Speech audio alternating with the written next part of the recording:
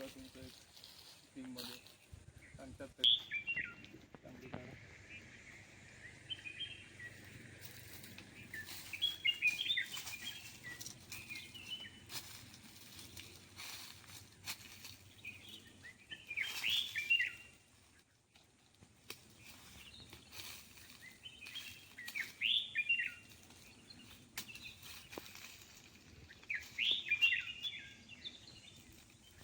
नमस्कार. मी स्नेहा खोत, कृषी सेवक साळेर. हे कोकमचं झाड आहे.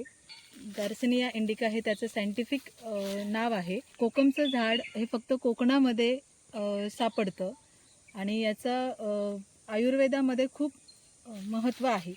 हे कोकमचं रोप आहे. याची जी विस्तार जो झालेला आहे तो तुम्ही बघू शकता. त्याच्यावरती फळं जी आहे ती लगडलेली आहेत. याची अभिवृद्धी जी आहे ती दोन्ही प्रकारांमध्ये होते. रोपांपासून सुद्धा होते आणि त्याची कलमंसुद्धा उपलब्ध आहेत. तसेच त्याच्यामध्ये नर आणि मादी असे दोन प्रकारची झाडंसुद्धा तुम्हाला मिळतात.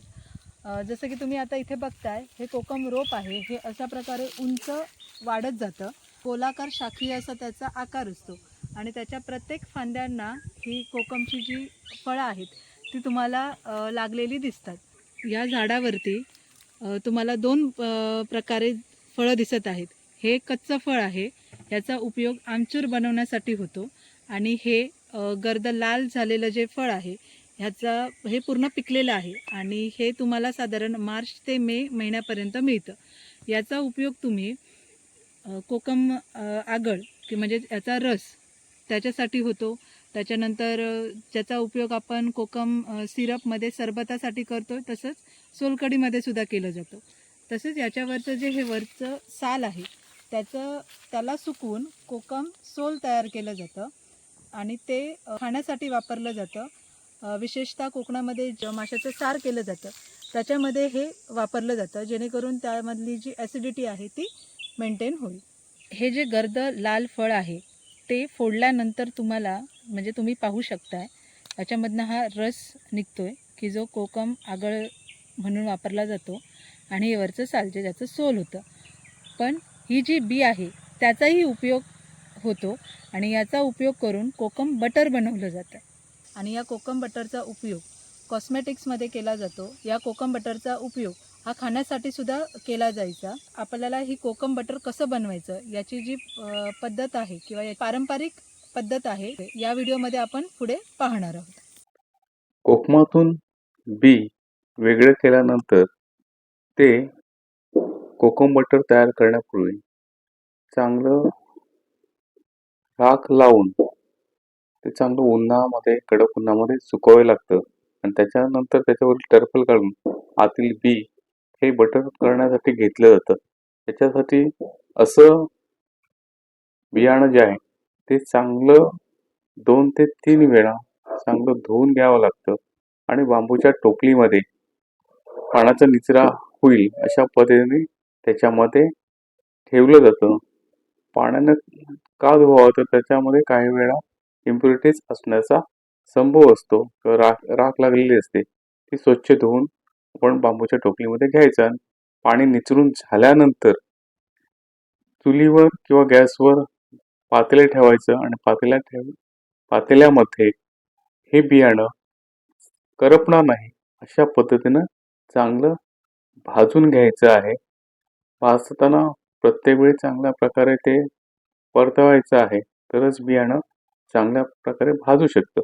असं भाजलेलं बियाणं थंड झाल्यावर मिक्सरमध्ये घालून त्याचं चूर्ण करायचं. हाताने बघायचं नेमकं चूर्ण झालं की नाही, आपल्याला लक्षात येतं की असं बारीक चूर्ण. त्यानंतर पातेल्यामध्ये ओतून घ्यायचं आणि पुन्हा असं चूर्ण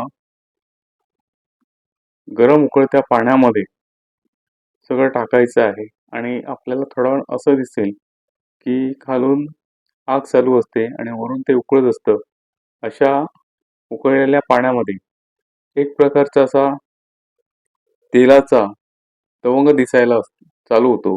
हा तवंग म्हणजेच नेमका कोकम बटर असतं आणि असं तवंग आपण थंड पाण्यामध्ये वेगळं काढून घेणार आहोत.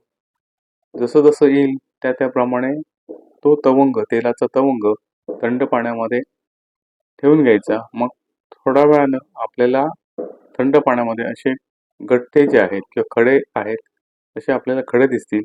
हे खडे स्वच्छ धुवून आपण वेगळ्या पाण्यामध्ये पुन्हा घ्यायचे आहेत आणि असे तयार झालेले खडे त्यानंतर गाळणीमध्ये घेऊन त्याच्यामधील पाणी सर्व निचरा होईल असं पाहावे आणि असे खडे नंतर पुन्हा गॅसवर पातेले ठेवायचं आणि पातेल्यामध्ये हे सगळे खडे टाकायचे जेणेकरून ते चांगले विरघळतील आणि विरघळल्यानंतर त्याच्यापासून आपल्याला एक तेल मिळतं आणि हे तेल म्हणजेच कोकम बटर असतं. आपण आपल्या साच्याप्रमाणे ते कोकम बटर त्या साच्यामध्ये ओतायचं.